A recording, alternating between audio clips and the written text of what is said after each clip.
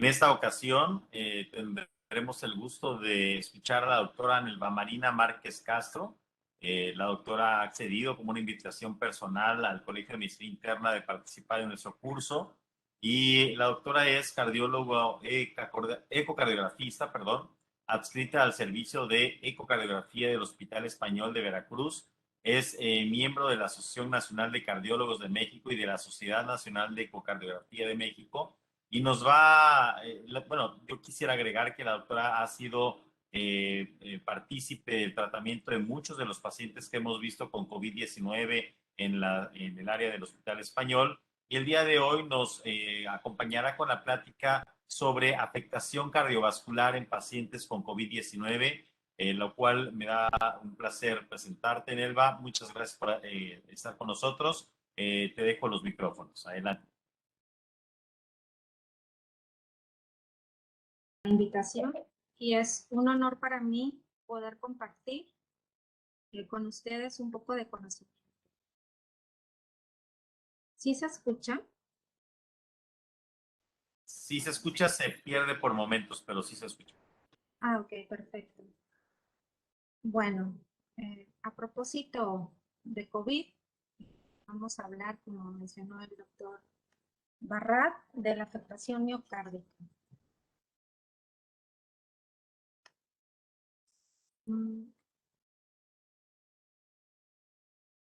Ok.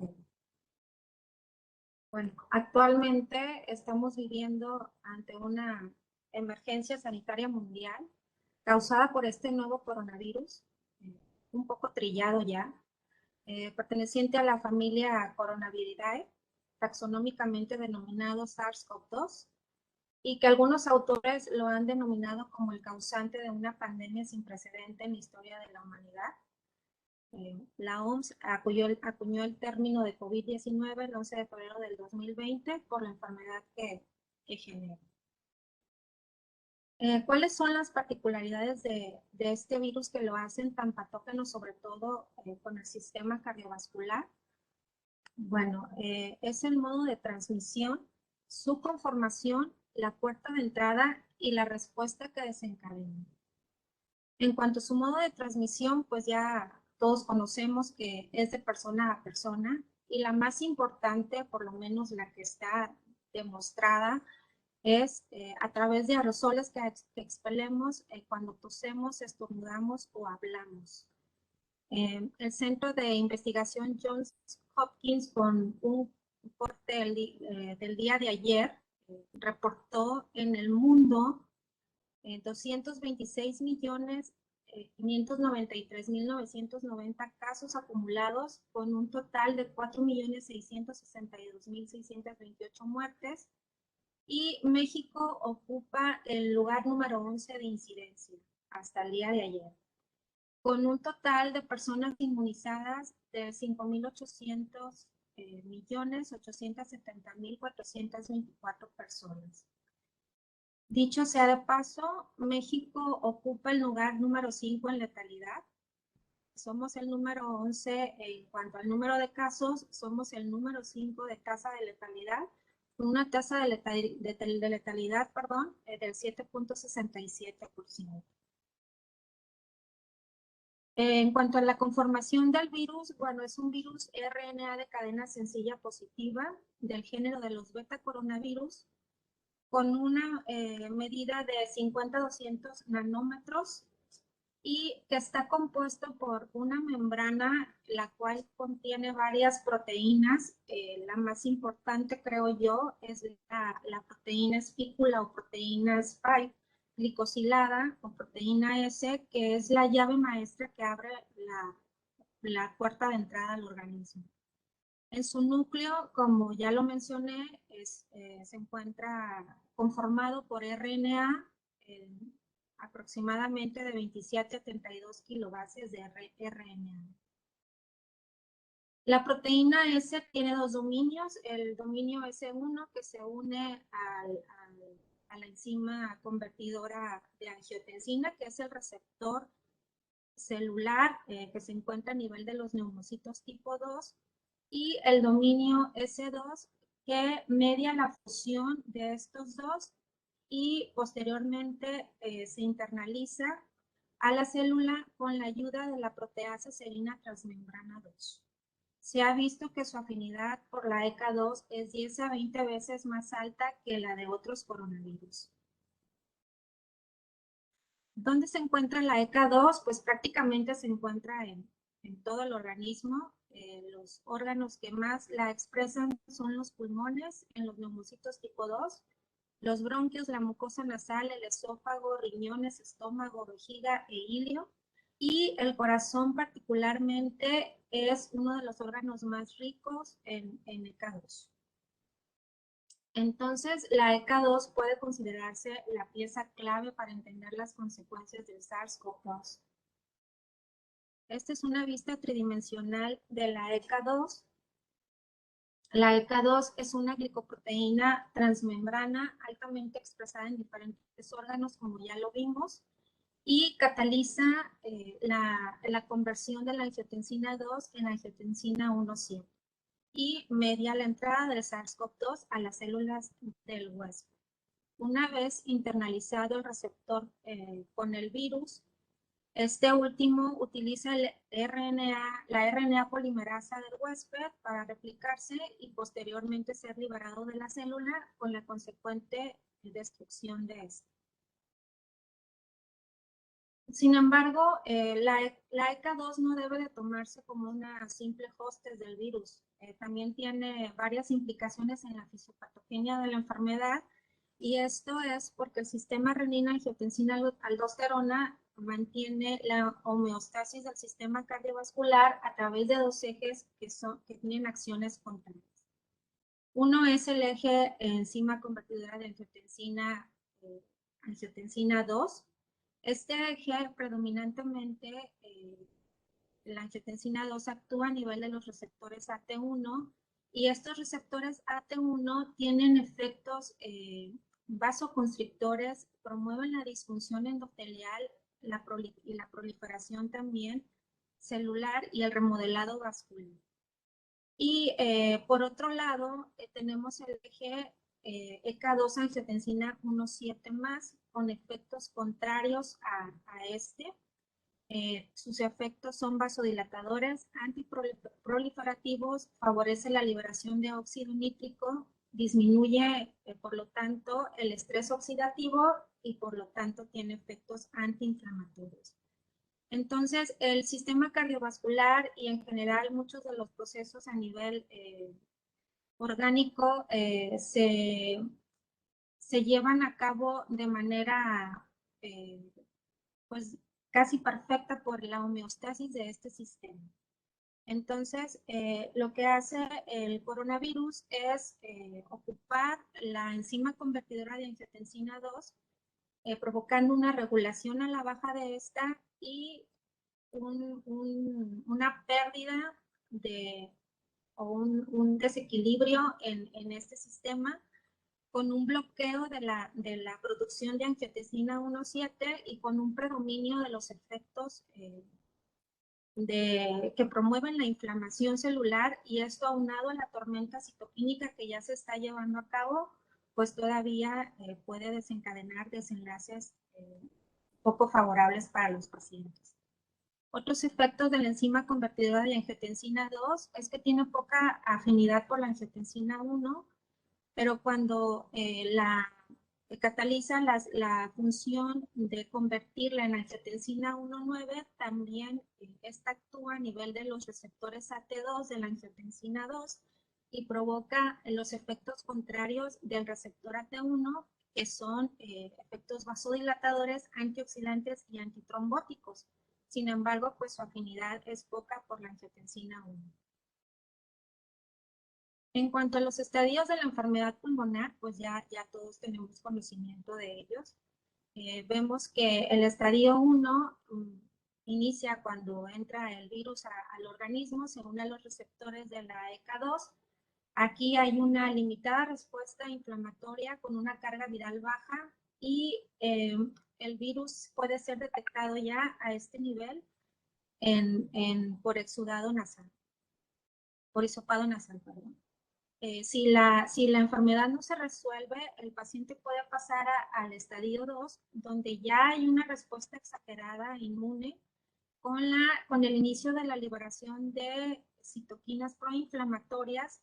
Y si aquí no se logra mejorar el estado, pues pasamos al estadio 3, que es el más catastrófico, donde ya hay una hiperinflamación, una carga viral importante, una depresión importante del NAD y del ATP, con un aumento de la secreción de especies reactivas de nitrógeno y oxígeno por los macrófagos y neutrófilos, y un daño en el DNA de los alvéolos con la consecuente apoptosis alveolar.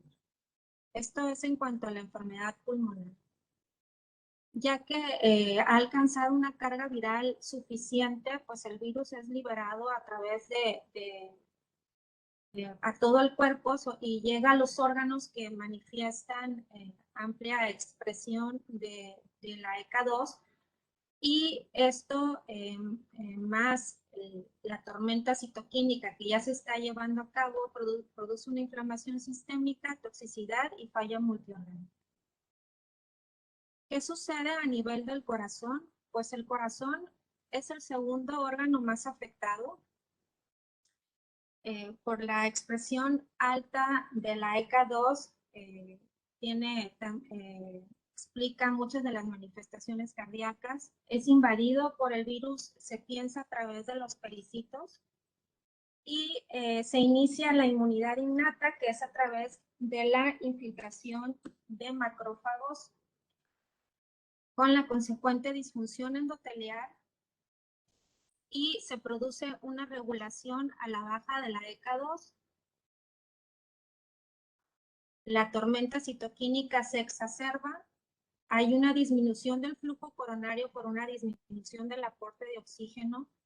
Esto aunado al estado protrombogénico y a la presencia de microtrombos a nivel de los vasos pequeños cardíacos. Hay aunado también esto a la degradación directa de las placas coronarias por las células inflamatorias, y bueno, todo esto va a desencadenar el daño miocárdico. ¿Qué sucede en el endotelio? El endotelio es una de las primeras líneas de defensa del organismo. Controla el sistema inmune a partir de receptores y proteínas citosólicas, y una vez que llega el virus al endotelio, se empieza a activar la inmunidad innata y la inmunidad adquirida a través de las células T y B, y posteriormente aumenta la permeabilidad vascular a proteínas plasmáticas y aumenta la producción de citoquinas proinflamatorias como el factor de necrosis tumoral 1D6-FC, diferentes células quimioatrayentes, células de adhesión, que esto conlleva a más inflamación. Y también sucede en el endotelio lo que sucede en los alvéolos, que es una disminución o un aumento del estrés oxidativo por la liberación de especies reactivas de nitrógeno y oxígeno, y daño en el DNA con la consecuente apoptosis celular.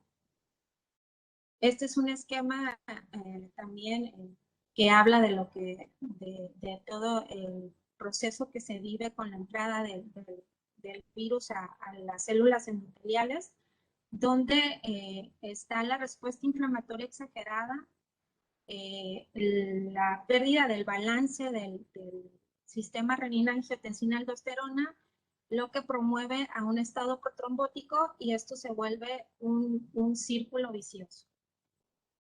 Entonces, esto, si no para, pues conlleva a la disfunción pues, de diferentes órganos vitales. Entonces, ya hablando un poco más de clínica, ¿cuáles son las implicaciones de los factores de riesgo cardiovascular para manifestar daño miocárdico? Pues se ha visto desde reportes tempranos que tanto en China como en Nueva York, Italia, reportaron que los pacientes que tenían edad avanzada, que eran del género masculino, con falla renal o cardíaca previa, obesos, con diabetes e hipertensión, eran los que tenían los peores desenlaces. En este estudio que se llevó a cabo en Nueva York con 5.700 pacientes, se observó que la hipertensión, la obesidad y la diabetes fueron las comorbilidades más frecuentes en los pacientes hospitalizados, con un 56.6, 41.7 y 33.8% de los casos respectivamente.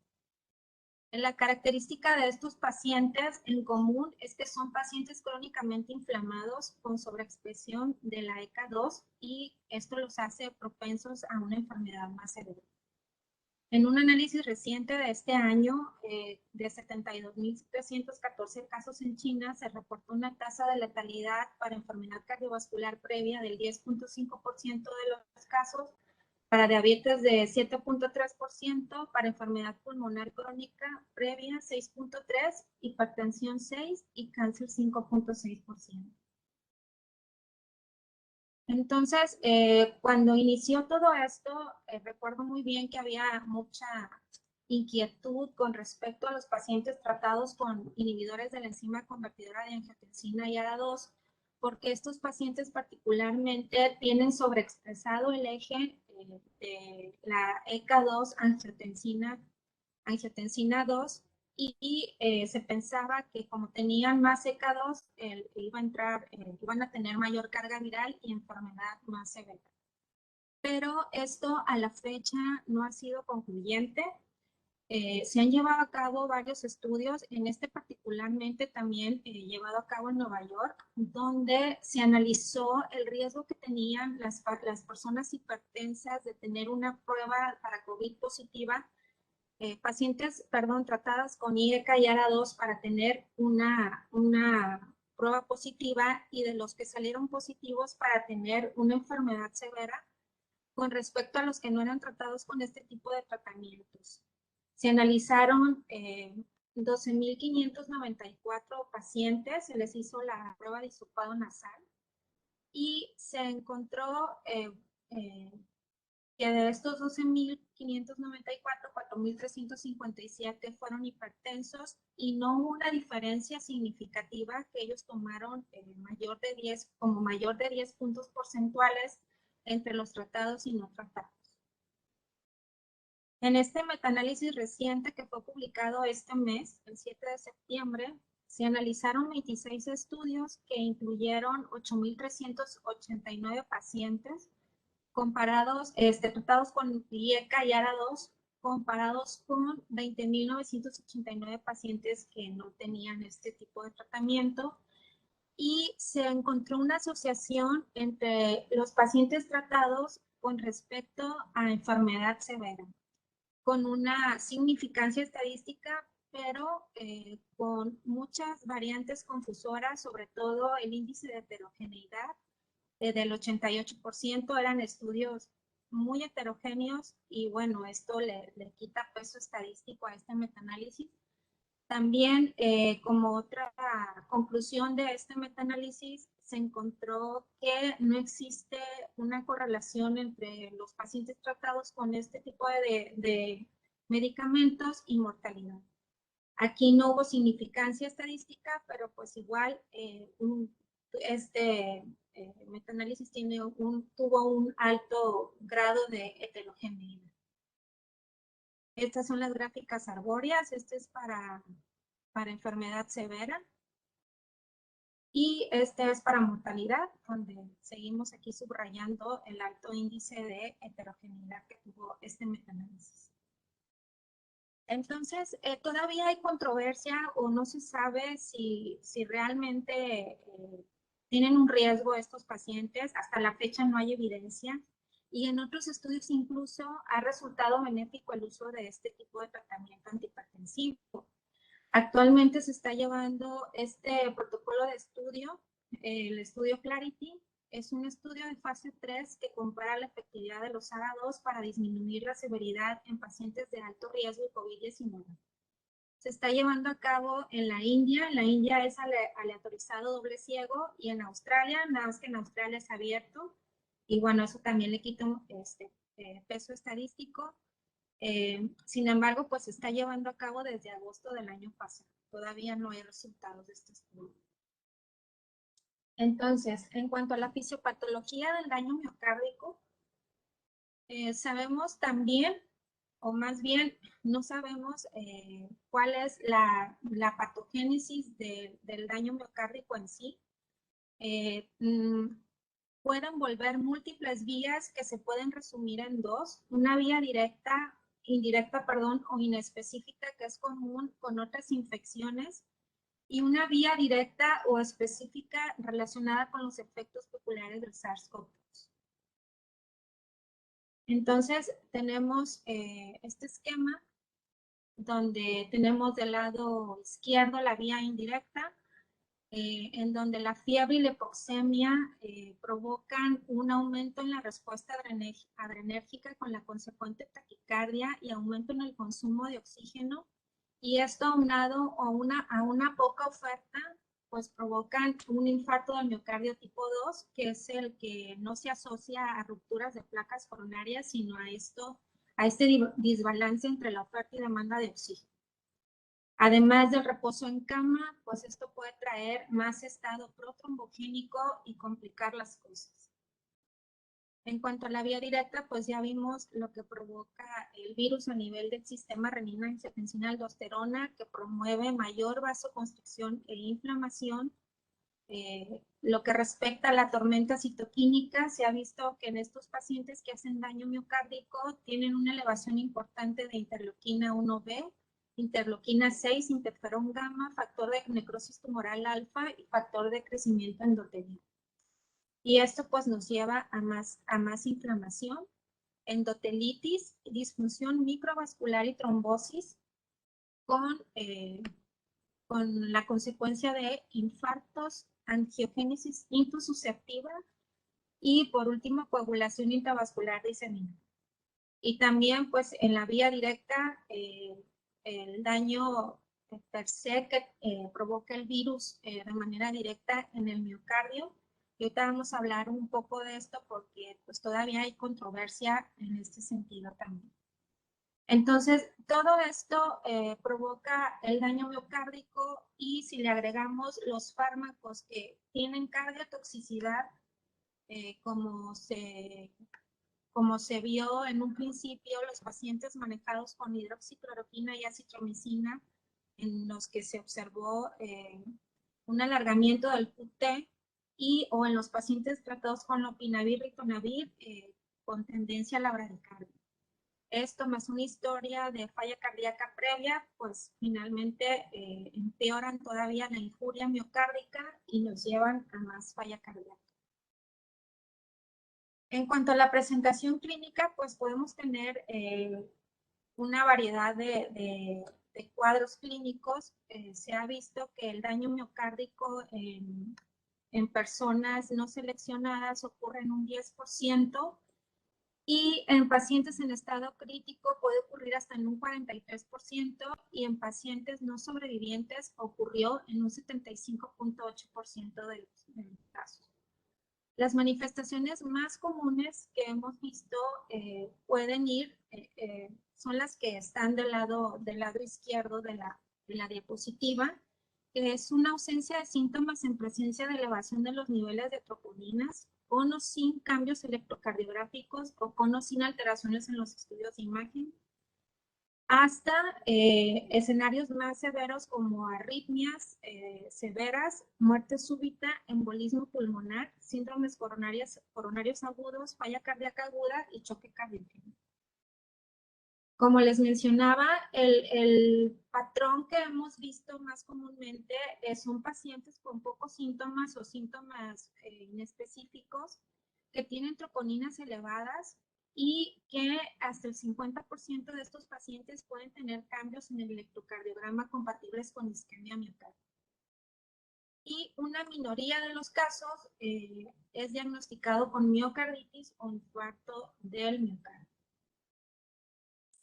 En cuanto a los hallazgos ecocardiográficos más comunes en la fase aguda, los puse con numeración porque es lo que yo he observado aquí en el hospital.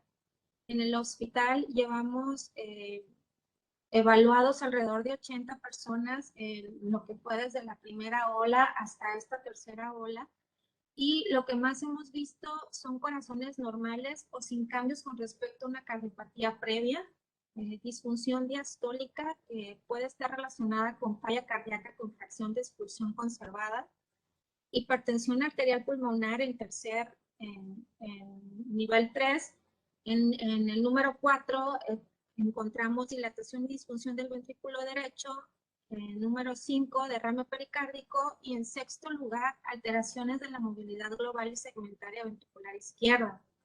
La deformación longitudinal global la puse en el último lugar de la fila porque en nosotros no hemos hecho deformación longitudinal en estos pacientes.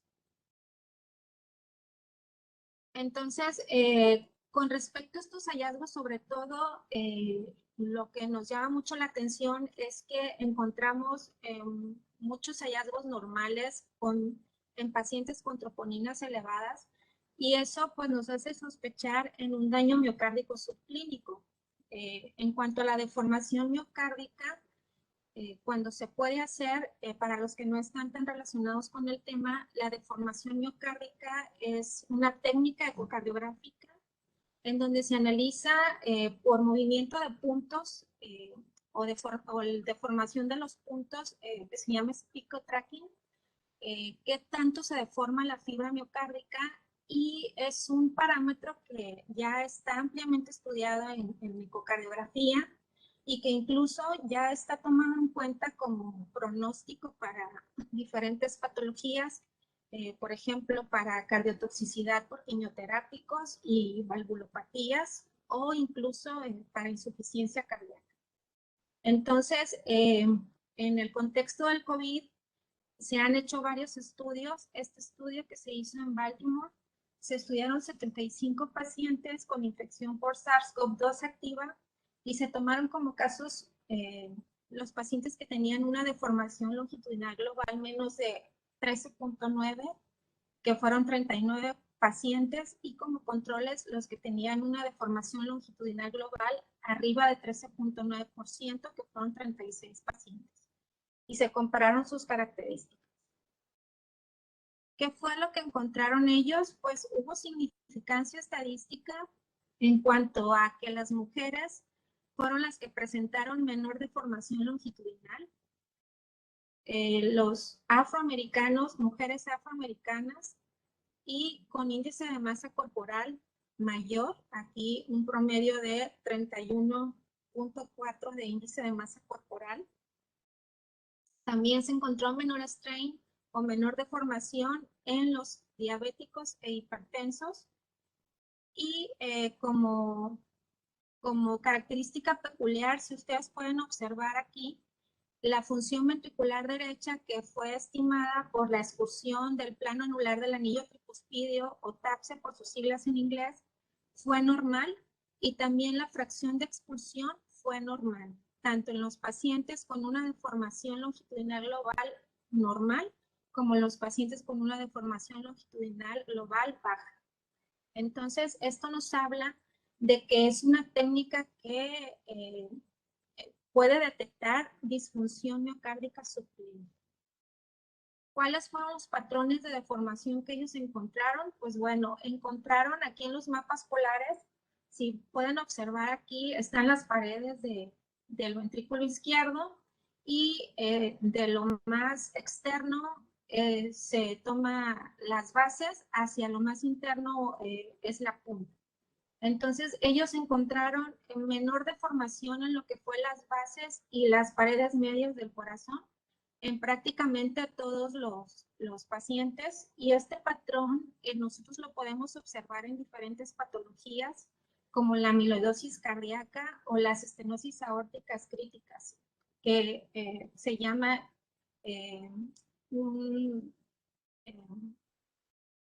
hay un aumento de la deformación en la punta del corazón con respecto a las bases. Apical spiraling syndrome. Entonces, ya con todo este cuadro de un paciente con troponinas elevadas, con un cuadro sugerente y con un ecocardiograma normal, podemos entonces nosotros tener la sospecha de que el daño miocárdico es subclínico o se trata de una insuficiencia cardíaca con fracción de expulsión conservada. En cuanto a las troponinas, pues bueno, las troponinas se ha visto y se ha estudiado ampliamente el papel pronóstico que tienen en este contexto de daño miocárdico o de COVID. La elevación de troponinas tiene una correlación directa con la elevación de marcadores inflamatorios como la PCR, el dímero D, la ferritina, los leucocitos, el ENT-proBNP. También tiene una correlación directa con la severidad en los hallazgos radiográficos y en un estudio realizado en China se encontró que la mortalidad aumenta con el binomio troponina elevada más enfermedad cardiovascular severa. Ellos encontraron que los pacientes con una troponina normal sin enfermedad cardiovascular subyacente tuvieron una mortalidad del 7.6%, los pacientes con troponina normal con enfermedad cardiovascular subyacente del 13.3%, troponina elevada sin enfermedad cardiovascular subyacente, una mortalidad del 37.5%, y cuando está la troponina elevada con una enfermedad cardiovascular subyacente, una mortalidad hasta del 69.4% de los casos. En este estudio que se realizó en el Hospital Monte Sinaí de Nueva York, se incluyeron 2.736 pacientes a los que se les midió la troponina a las 24 horas de ser admitidos y se encontró una prevalencia del 36%. La edad media de estos pacientes fue de 66.4 años y el 59.6% eran hombres. Los pacientes que mostraron mayor nivel de troponina fueron aquellos que tenían una enfermedad cardiovascular previa, como cardiopatía isquémica, fibrilación auricular e insuficiencia cardíaca, pacientes con hipertensión y diabetes. Estas son las gráficas de incidencia acumulada, en donde podemos observar que a mayor niveles de troponina, mayor mortalidad. Igual lo muestra la curva de Kaplan-Meier. Se observó que los pacientes que tenían troponina por arriba de 0.9 nanogramos por mililitros, al menos más de la mitad ya habían muerto a los 14 días. Y posteriormente se han hecho estudios a largo plazo. Este estudio se hizo a 60 días, se analizó la mortalidad a 60 días de los pacientes que habían tenido COVID severo y con elevación de troponinas. Y también se observó aquí en esta curva de Kaplan-Meier, donde se compara los pacientes que tuvieron y los que no tuvieron elevación, se observa que los que tuvieron elevación tuvieron una mortalidad a 60 días importante también. Y cuando se hace el subanálisis de los que tuvieron una elevación ligera con respecto a los que no y a los que tuvieron una elevación más alta, pues también hay una diferencia significativa. Prácticamente la mitad de los pacientes con una elevación significativa habían muerto a los 60 días. Entonces, como ya lo mencioné, existen diferentes formas de presentación clínica. Tenemos en primer lugar la miocarditis. La miocarditis, pues como mecanismos patogénicos se han descrito la tormenta citoquímica que provoca un daño directo en el miocardio, además de que se piensa o se pensaba de la infiltración viral como mecanismo patogénico. Ahorita voy a hablar un poco de eso porque hay controversia al respecto. Y bueno, la presentación clínica, pues puede haber dolor de pecho o no, puede haber disnea o no. Lo que sí hay siempre es elevación de troponinas.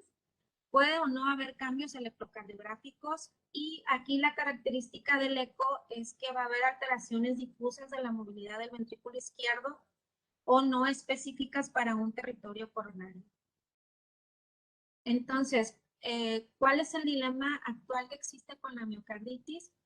Pues los pacientes con cuadro clínico sugestivo que se han llevado a angiografía coronaria, que tienen elevación de troponinas con cambios electrocardiográficos, se ha visto que hasta el 56% no tienen lesiones coronarias, y con la evidencia del daño miocárdico por la elevación de troponinas, con o sin alteraciones de la movilidad en estudios de imagen, por default el clínico o los clínicos pensamos en miocarditis. Sin embargo, los casos publicados de miocarditis están basados en elevación de marcadores de daño y estudios de imagen de resonancia magnética, no en diagnósticos tisulares. ¿Cuáles son los hallazgos más comunes que se han visto en la resonancia magnética en estos pacientes? Pues son engrosamiento difuso de las paredes asociado a edema o pseudohipertrofia con o sin realce tardío con gadolíneo. Y estos hallazgos a veces se han correlacionado, pero en muy pocas ocasiones, con biopsia endomiocárdica, donde se han encontrado diferentes grados de inflamación miocárdica inespecífica con limitada o ausente necrosis miocárdica. Entonces, recordando un poco la definición de miocarditis establecida por la OMS, pues la miocarditis es una enfermedad inflamatoria del miocardio diagnosticada por criterios histológicos, inmunológicos, inmunohistoquímicos y moleculares mediante biopsia endomiocárdica. Para hacer el diagnóstico histopatológico de miocarditis, pues se tienen que reunir con los criterios de Dallas. Y por definición, miocarditis es un proceso caracterizado por un infiltrado inflamatorio con necrosis y o degeneración de miocitos adyacentes no típico del daño asociado con la isquemia de la enfermedad coronaria. Una biopsia borderline es cuando se encuentran células inflamatorias alrededor de los miocitos, pero no hay necrosis. Y un resultado negativo, pues es cuando no hay ni células inflamatorias ni hay necrosis. Y bueno, esto había sido insuficiente por muchos años, se habían dado como negativas muchas biopsias endomiocárdicas, por lo que hace poco se adicionó los criterios inmunohistoquímicos y se ha mejorado el diagnóstico de miocarditis con respecto a los marcadores que se encuentran en las biopsias, en las muestras. Entonces, los criterios de Dallas junto con los criterios inmunohistoquímicos nos van a dar un diagnóstico más preciso de miocarditis.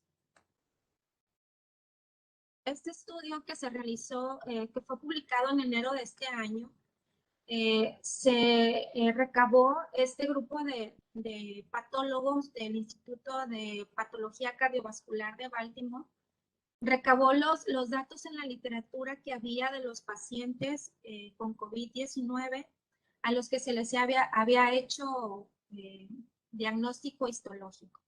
Ellos recabaron 201 casos, de los cuales 9 fueron biopsias endomiocárdicas, 192 autopsias. De estos pacientes, las edades iban desde los 34 hasta los 94 años, y 89 fueron hombres, 61 mujeres y de 51 no hubo información disponible.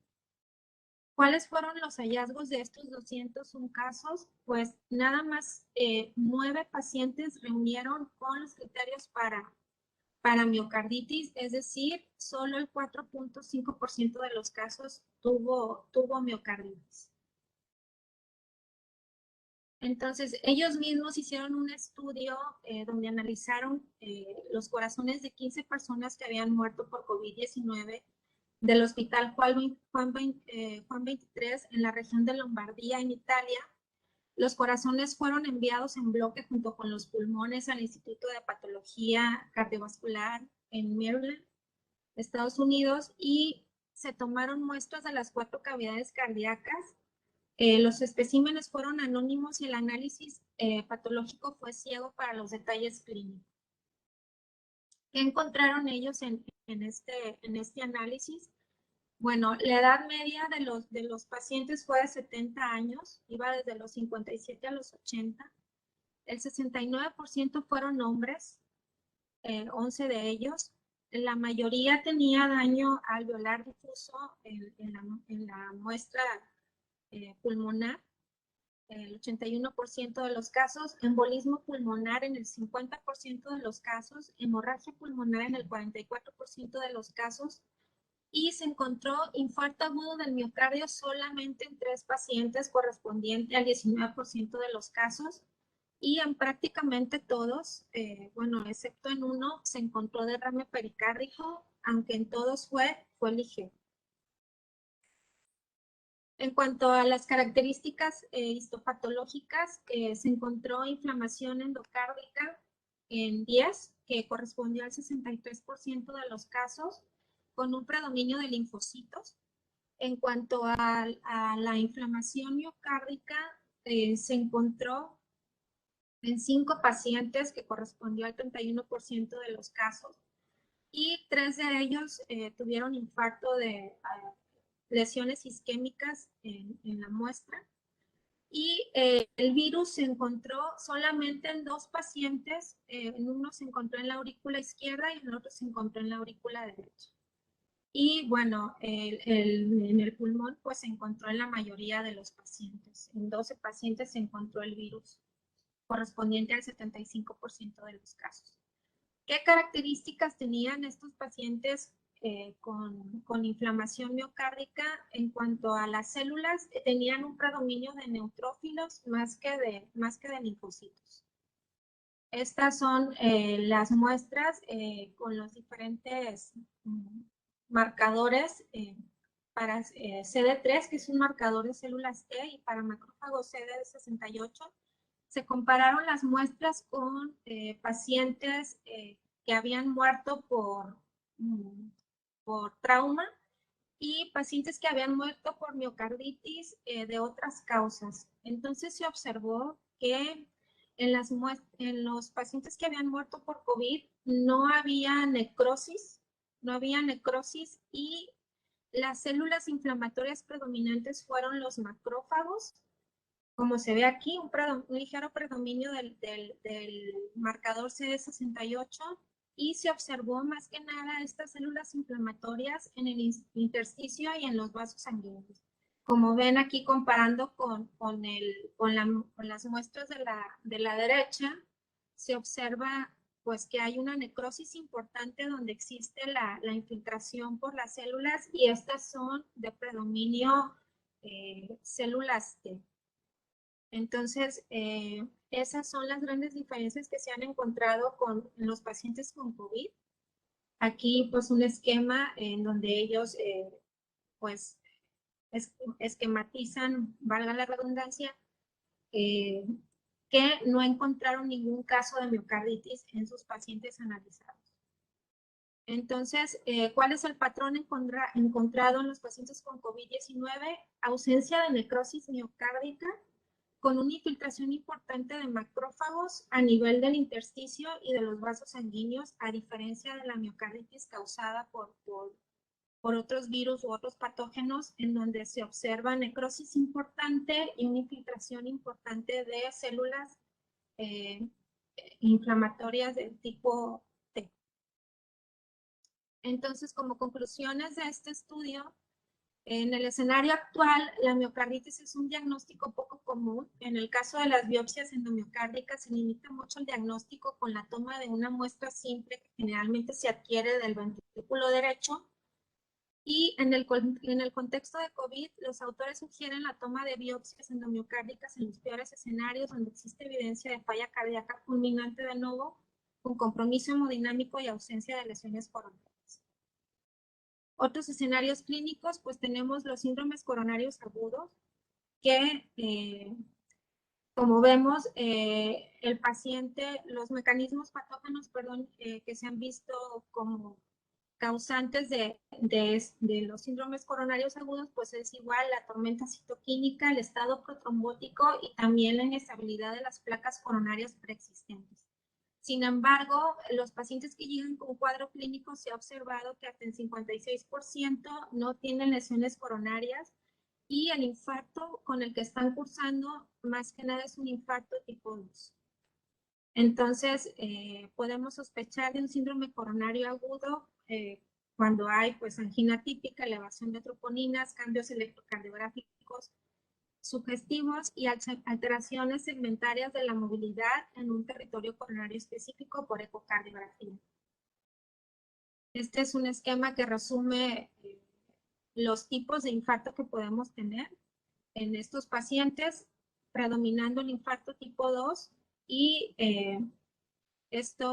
se han reconocido varios mecanismos. Los más reconocidos son la respuesta inflamatoria sistémica mediada por citoquinas, activación protrombótica de la cascada de coagulación, disfunción endotelial y daño hipóxico debido al desequilibrio oferta-demanda.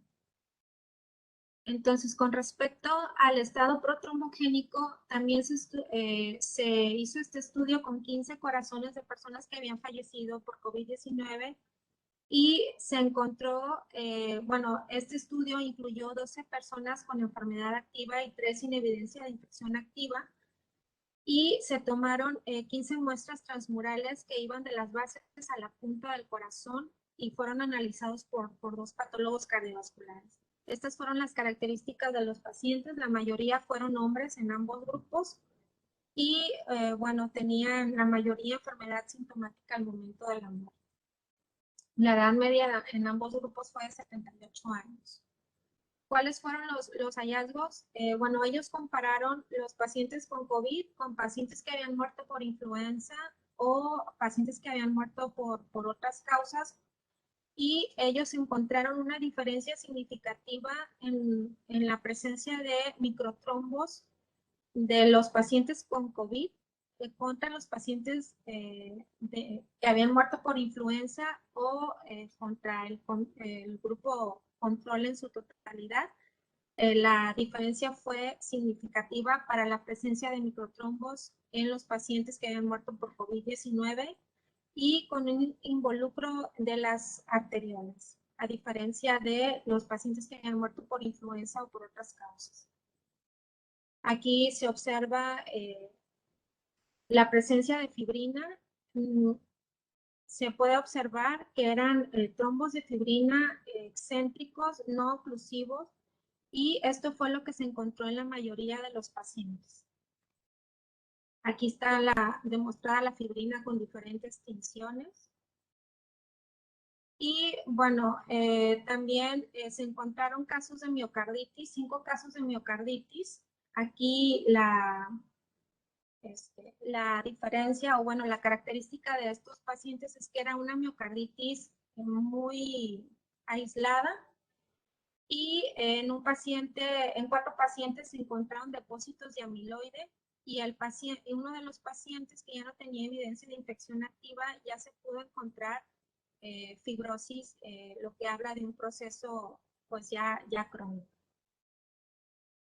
Entonces, los hallazgos más frecuentes que ellos vieron fue la presencia de microtrombos en prácticamente la mayoría de los pacientes, miocarditis solo en 5 casos y depósitos de amiloide en 4 casos. De los pacientes que tuvieron cambios isquémicos, solo uno tuvo la presencia de microtrombos.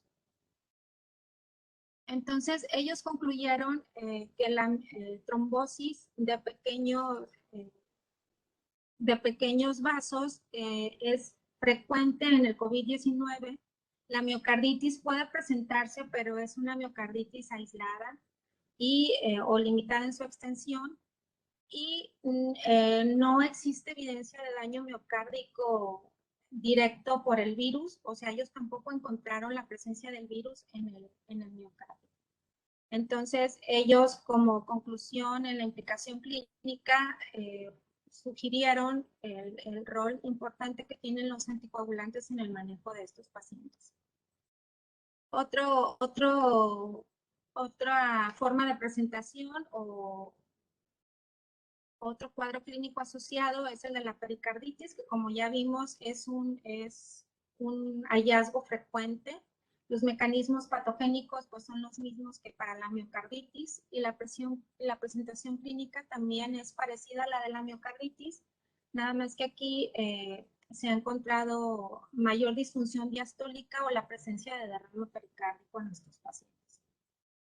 También se ha encontrado síndrome de Takotsubo, que es la miocardiopatía por estrés. Estos pacientes, pues obviamente tienen un estrés muy aumentado por todo lo que estamos viviendo y esto genera una descarga adrenérgica importante y el cuadro clínico, aunado esto a la sepsis y a la acidosis, el cuadro clínico va a ser casi igual a al de un síndrome coronario agudo, con dolor de pecho, elevación de troponinas, cambios electrocardiográficos y aquí lo que va a marcar la diferencia con respecto a un síndrome coronario agudo es que son las alteraciones de la movilidad que vemos en los estudios de imagen. Yo de forma particular no he visto ningún síndrome de Takotsubo en pacientes con COVID, a mí no me ha tocado verlo, pero cuando se presenta, pues lo que se observa, aquí pues son imágenes estáticas, pero lo que se observa es una hipercontractilidad de las bases del ventrículo izquierdo con un abombamiento de la punta. Y aquí, como lo ven, en el análisis de la deformación cardíaca, hay mayor afectación de las bases con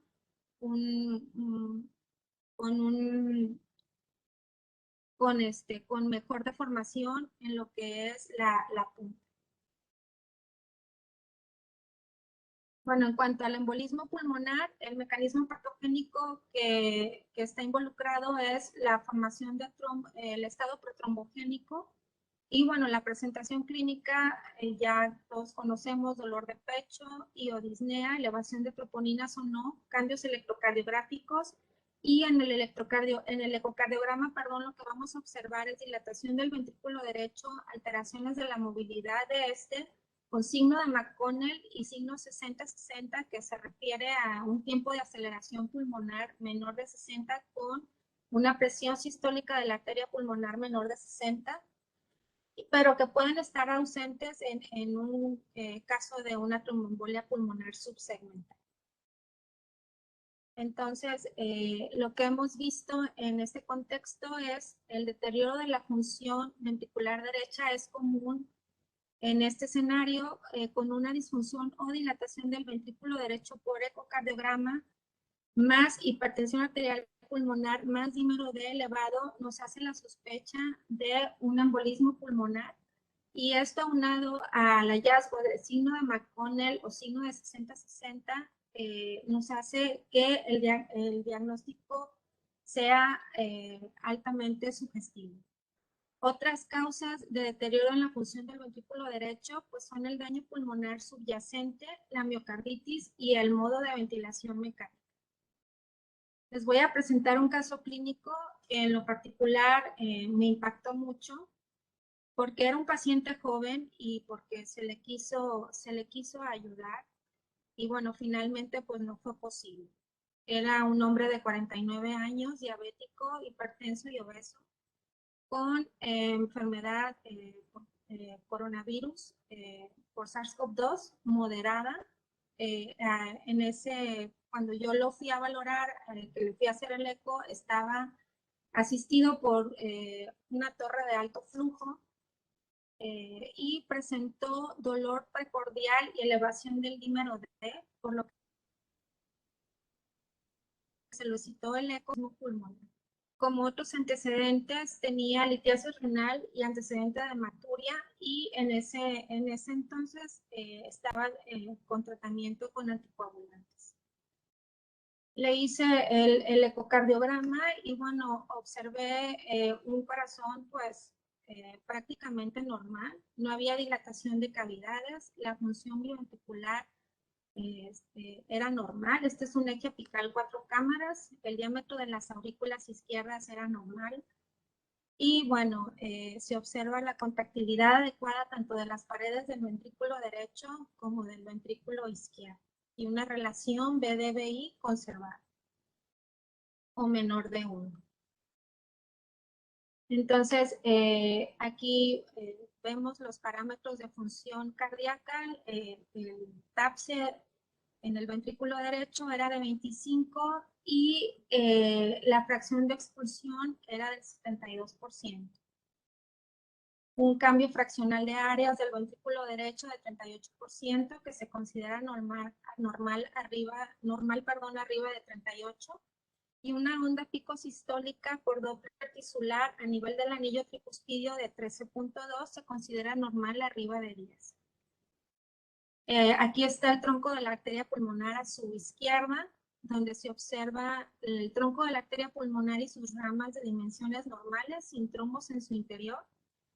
Y los diámetros del ventrículo derecho prácticamente normales, con un diámetro telediastólico basal de 38 milímetros. La presión sistólica de la arteria pulmonar se calculó en 32, prácticamente normal por ecocardiografía, y una función diastólica normal. Un patrón de llenado transmitral, lo que se ve a la derecha, con una relación EA de 1.3 y un tiempo de desaceleración normal. Entonces se concluyó pues que no tenía datos por lo menos de tromboembolia pulmonar masiva, y se concluyó en un estudio pues prácticamente normal. Sin embargo, 14 días después, el 21 de agosto, se nos solicita de nuevo ecocardiograma para este paciente, y esto había sido porque presentó hematura importante y días antes se suspendieron los anticoagulantes. Llevaba ahí 14 días porque pues la evolución había sido insidiosa y no había mejorado del todo, además de que empezó a complicarse con otras cuestiones. Y ese día, el 21 de agosto, presentó dolor torácico súbito y deterioro hemodinámico y respiratorio, que lo llevó a requerir apoyo mecánico ventilatorio y se colocó en decúbito prono. Los exámenes que se le hicieron reportaron una troponina y NT-proBNP elevados.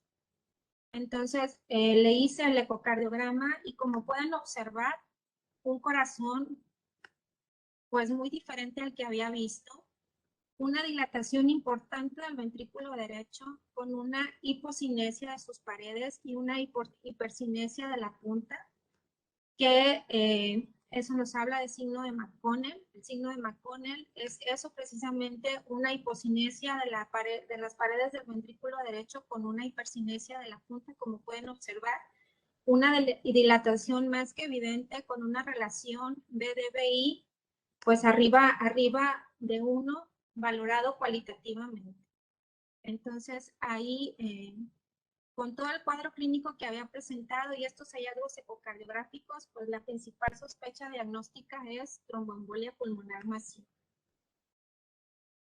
Aquí vemos otros parámetros ecocardiográficos evaluados, bueno, los que se pudieron evaluar porque el paciente estaba en decúbito prono, no se pudo hacer más que tomas del eje apical 4 cámaras, y como pueden observar aquí, la dilatación del diámetro telediastólico basal aumentó de 38 a 45, hubo una ligera disminución del acortamiento fraccional de áreas del ventrículo derecho, antes era de 38, ahora de 35, pero la expulsión del anillo tricuspidio sí se comprometió de forma importante. Tenía antes un TAPSE de 25, ahora tiene un TAPSE de 12, y eso habla un compromiso importante de las fibras longitudinales del ventrículo derecho, ya no tenían un buen acortamiento.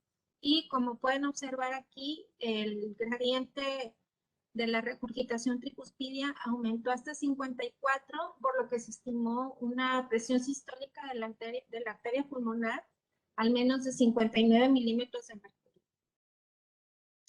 La FEBI seguía conservada arriba del 60%, perdón. Y la relación BDBI, pues como mencioné, arriba de 1.83, y cuando encontramos esto, la literatura dice que los pacientes tienen una mortalidad de 33.3% a 90 días. Entonces, en un intento por ayudar a este señor, porque obviamente tenía mucho riesgo de seguir sangrando con el tratamiento que se le tenía que dar, hay un sistema que se coloca a nivel de la circulación pulmonar, que a través de ondas de ultrasonido y la instilación constante de trombolítico se pueden deshacer los trombos in situ. Eso fue lo que se planteó con el médico tratante, y bueno, este estudio lo metió, este paciente lo metió Gerardo a angiografía pulmonar y Gerardo Carreón, y se encontró, pues, oh sorpresa, se encontraron las arterias pulmonares pues sin evidencia de trombo. Entonces fue algo que nos frustró mucho porque, ay, perdón.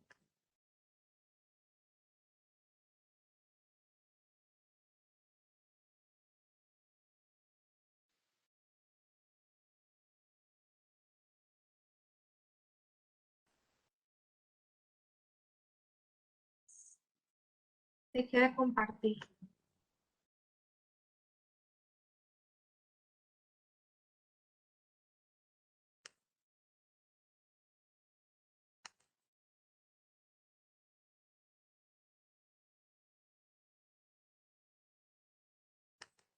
No sé por qué me sacó. Sí, doctora, de hecho ya estamos sobre el tiempo. Sí, sí, le Sí. agradecería Bueno, 15 segundos. ok, ya me falta poquito. Yo creo que 5 minutos y termino. No sé si me den oportunidad. ¿Un par? Ok. Ok, entonces, bueno, el paciente finalmente murió y no pudimos hacer mucho por él.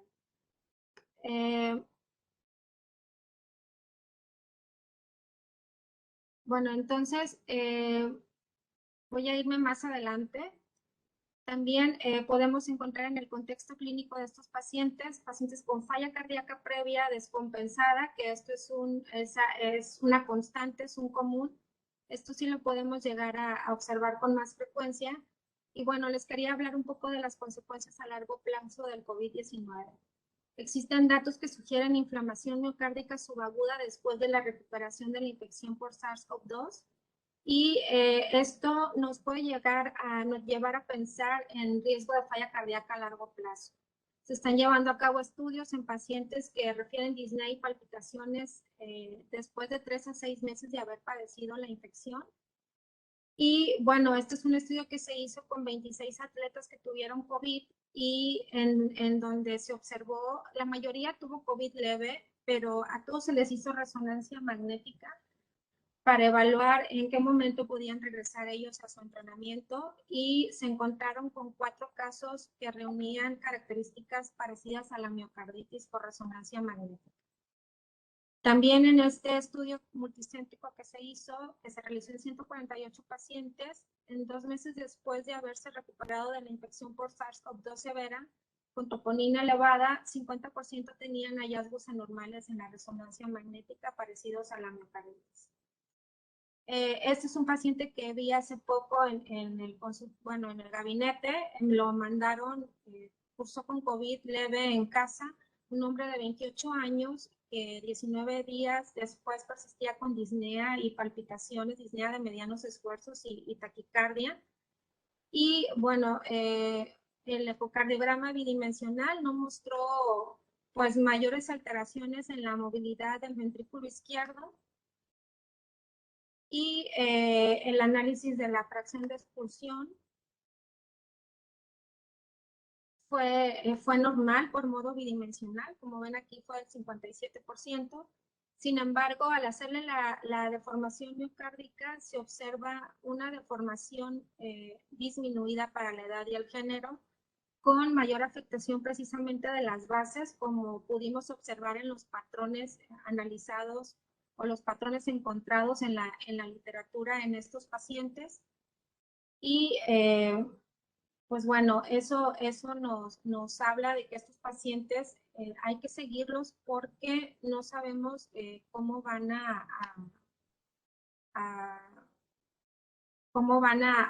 continuar en cuanto a los datos subclínicos de falla cardíaca.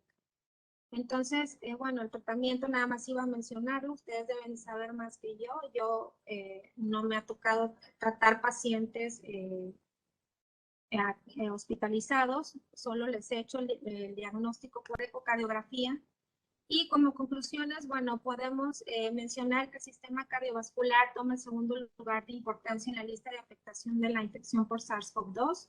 En la mayoría de los casos, el daño miocárdico es multifactorial y subclínico. Sin embargo, existen marcadores de daño miocárdico que predicen eventos adversos a corto y largo plazo y nos debemos basar en ellos para el seguimiento.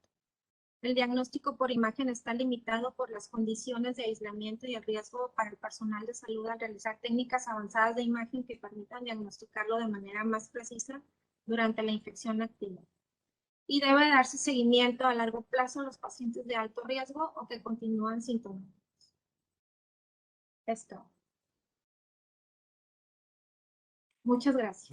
Muchas gracias, Nelva. Realmente una disculpa por la prisa, pero es que es un tema muy extenso Sí. porque efectivamente nos hemos como que metido el cassette de que COVID es pulmón, ¿no? O sea, es pulmón y es todo respiratorio y demás, pero efectivamente tenemos muchas cosas que estamos viendo en estos pacientes que tienen COVID y el área cardiovascular es una de las más importantes, más allá del tema meramente trombótico o embólico, que inicialmente fue lo que se pensaba, pues sí hay una afectación directa al músculo cardíaco y a todo el corazón en sí, ¿no? Así es, doctor.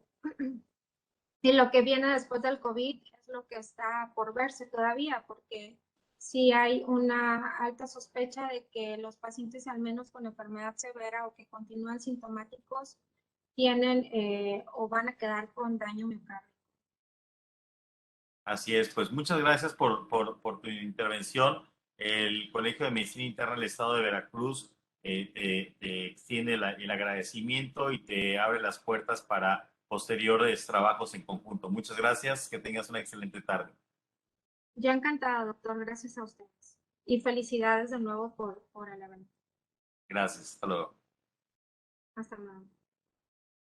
Muy bien, vamos a tener un pequeño cambio en el programa. Vamos a adelantar la plática del doctor Anda, que estaba programada para las 7 de la noche. En unos segundos entramos al aire. Regresamos.